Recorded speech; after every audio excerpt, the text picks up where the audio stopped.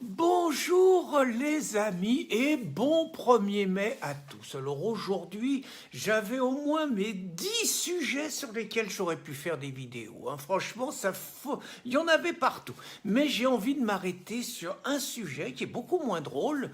C'est que j'ai vu, comme sans doute beaucoup d'entre vous, hier, une vidéo d'à peu près 1 minute où on voit Éric Zemmour dans les rues de Paris, habillé en rouge, en train de trimballer des courses qu'il vient de faire dans des sacs plastiques, ce qui n'est pas bien au niveau écologique. Donc, il a la malchance d'être reconnu par une racaille sympathique qui fait sans doute le ramadan et qui donc lui hurle dessus en se faisant filmer avec son téléphone, faisant profiter la France entière de la richesse de son vocabulaire. C'est donc nique ta mère, fils de pute. Et à un moment, on voit qu'il est derrière lui et je te mets un doigt dans le cul. Il manquait sale youpin. J'espère qu'il le fera pour la prochaine fois.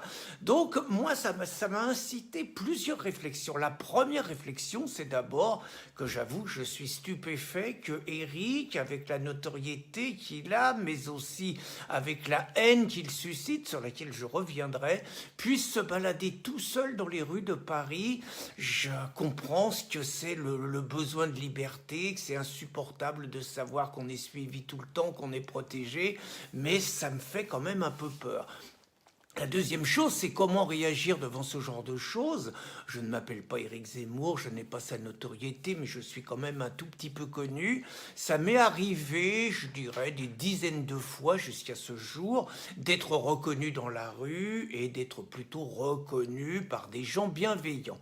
Et une fois, ça m'est arrivé, c'était à Chambéry, et là, des trois, on va dire, chances pour la France, qui étaient assises à une terrasse de café, je passe à 20 mètres, il y en a un qui me reconnaît, il lui dit « Ah, c'est Monsieur Cassan, c'est Monsieur Cassan » et tout. Et je vous avoue que j'ai été véreux, j'ai senti que je pouvais le faire. On a discuté 2 minutes et je leur ai voulu me payer un coup, sympa. Je leur ai dit que j'avais pas le temps et tout.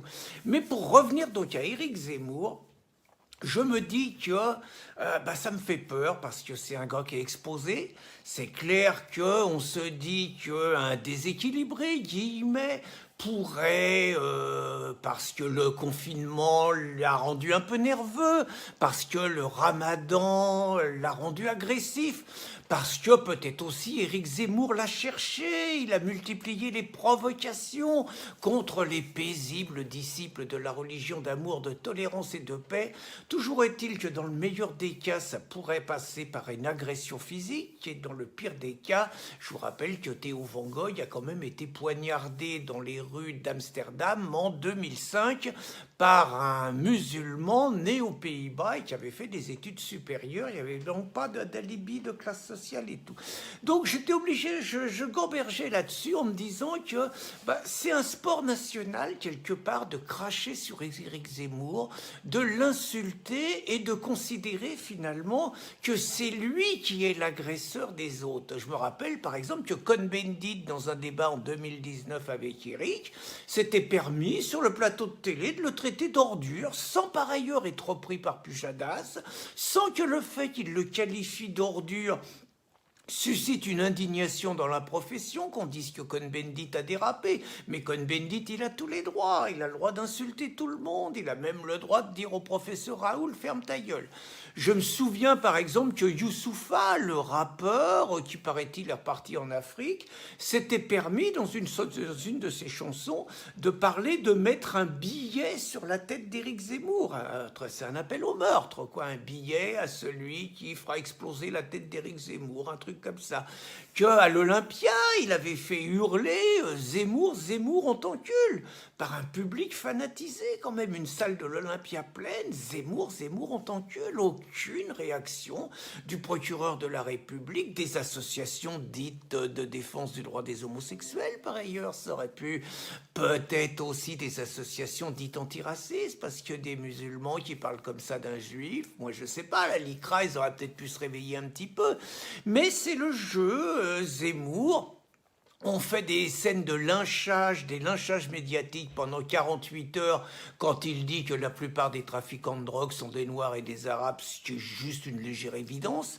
On fait des manifestations devant CNews pour intimider la chaîne et l'empêcher d'avoir son émission. Une émission où entre nous il rayonne dans une ambiance amicale et où il amène tout son savoir, toute sa culture, toute son érudition.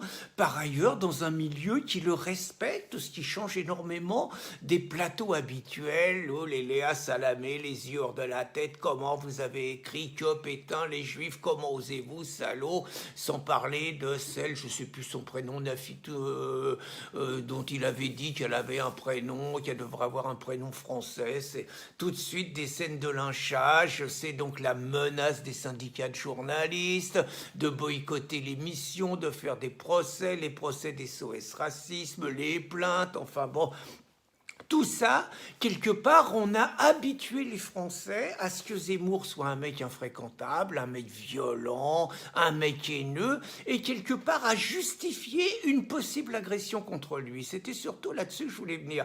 Et je voulais rebondir sur les agressions, justement, contre des gens comme Zemmour, et quand ça arrive, on va dire, à des bien-pensants, bien gentils. Je me rappelle, par exemple, à l'époque où Arnaud Montebourg était maqué avec Audrey Pulvar, ça doit remonter un petit moment, après il y a eu Philippe Petit, tout ça, mais bon, à l'époque où il était avec Pulvar, un jour dans le 16e arrondissement, parce qu'évidemment ils sont de gauche, mais ils vivent dans le 16e, hein, paraît-il, on avait appris qu'ils avaient été agressés. Alors agressés, on avait appris qu'ils avaient croisé 3 skins. Bon, qu'il y avait un skin qui avait jeté une bouteille par terre et qui les avait insultés, et immédiatement c'était parti en vrille, évidemment, 48 heures. Apathy avait fait le lien avec le Front National, rien de moins, rien de moins. Et évidemment, avec la haine, avec l'extrême droite et tout, c'était parti. Donc c'était le Front National qui avait agressé les paisibles Montebourg-Pulvar. Aucune trace de coup, rien, mais malgré tout. Alors Caroline Fourest, dans une manif pour tous et tout, elle, il paraît qu'elle avait été piétinée par 6 paires de rangers de fachos. Mais elle était tous les soirs sur les plateaux de télévision dès le soir même. Kosciusko-Morizet qui reçoit un tract dans la figure. Oh là là, civière, hôpital, 10 minutes inconsciente. Il devait être lourd le tract. Hein. 24 heures à l'hôpital et tout. Évidemment, les médias, la violence, c'est terrible, c'est affreux et tout. Alors, on avait appris aussi que, paraît-il, Mélenchon et Castaner avaient été menacés de mort par l'extrême droite. Même si Collomb avait vachement relativisé. Mais alors là, le cinoche, Mélenchon debout dans l'Assemblée, les valeurs, je suis prêt à donner ma vie et tout, tous les cons debout. Ah, bon, grotesque et tout, alors que les vraies agressions, on sait que c'est la mouvance patriote qui les subit. On sait par exemple que le député Pajot, jeune mec de 22-23 ans, a été agressé dans un café pour son appartenance. On sait que Gilbert Collard a déjà subi nombreuses insultes, agressions verbales, bousculades. On sait que Marine Le Pen est sujette à ce genre d'insultes, de menaces, que Marion c'est pareil. On sait que Vincent Lapierre, par exemple, journaliste aussi, indépendant mais journaliste, a été agressé par une dizaine d'antifas à Toulouse qui n'ont toujours pas été arrêtés, l'athée au sol et tout, bon. Mais là, quand c'est les méchants patriotes, alors extrême droite, raciste, nazi, nostalgique, haineux, etc., bien évidemment, quand c'est eux, curieusement, et comme Zemmour qui est dans ce camp, vous allez voir que personne va en parler. Alors sur Zemmour, j'ai quand même aussi une question, c'est qu'il est journaliste, je crois, Eric, hein, il a toujours une carte de presse.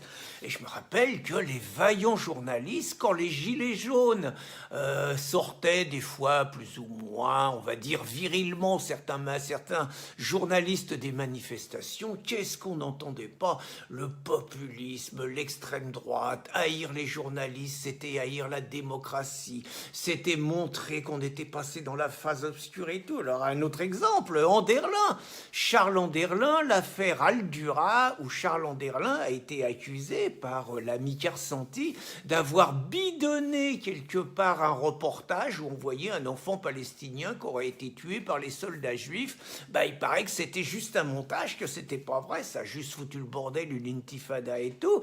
Mais attention, là, la profession s'est mobilisée derrière Charles Anderlin. Comment osait-on? Il y a eu une pétition de l'ensemble de la profession. Donc là, j'ai aucun doute, après l'agression dont a été victime le journaliste Éric Zemmour, je ne doute pas que dans l'unité, l'ensemble, surtout un 1er mai, l'ensemble des organisations syndicales de journalistes vont apporter leur solidarité à leur confrère Éric Zemmour, et je ne doute pas que, comme ça avait été le cas pour Charles Anderlin, une pétition signée par des milliers et des milliers de journalistes va réclamer une protection pour Éric Zemmour et surtout le droit, comme journaliste, de défendre ses opinions. Je n'en doute pas. Bon 1er mai à tous les amis et bonne journée.